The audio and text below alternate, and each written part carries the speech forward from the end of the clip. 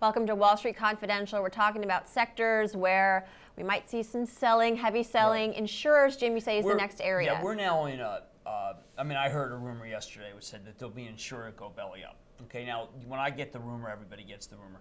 So let's just shoot MetLife, Prudential, Hartford Insurance Group. It doesn't matter, and there's no. I mean, it's interesting that the group held up so well after AIG's collapse. One of the things that's happened, this is the endless Lehman fallout. I'm going to talk about this at the October 25th conference on Saturday. I think it's really important to recognize that the Western world was not changed by the Fannie Freddie bailout, although I didn't like that because they told us they were solvent. It wasn't changed by Bear Stearns.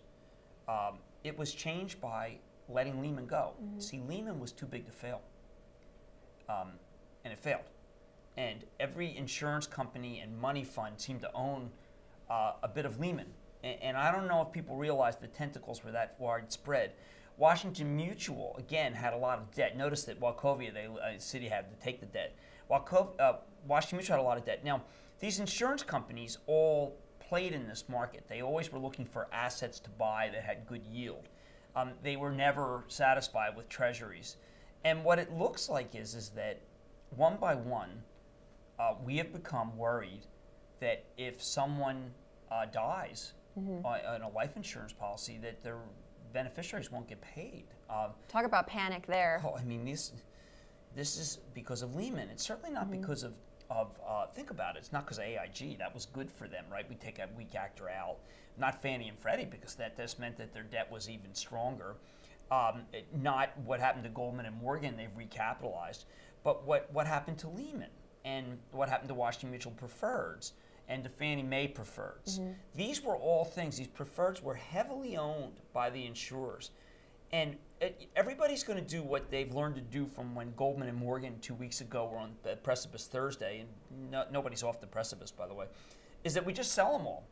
And then we figure out later whether any of them's going to go belly up. And that kind of attitude, totally bear market attitude, is very hard to refute because we don't know what anybody owns, and they don't have to tell us. And this might be a silly question. Who insures the insurers? I mean, there's the FDIC that insures the banks. Well, the reinsurer was AIG in a lot of cases. Yeah, so they're gone. I mean, actually, it's good. The government owns AIG.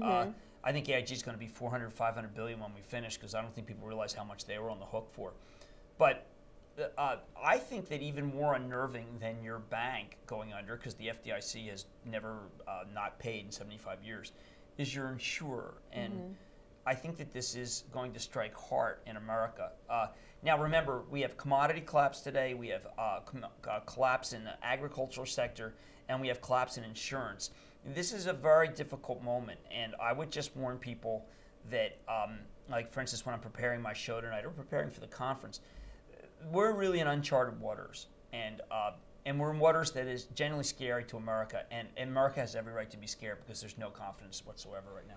All right, Jim, thank you very much for that. As a reminder to you, we've just launched m.thestreet.com. It's an application for your BlackBerry. You can get up to the second information. As we posted on thestreet.com, it's in your BlackBerry. So make sure you upload that, m.thestreet.com.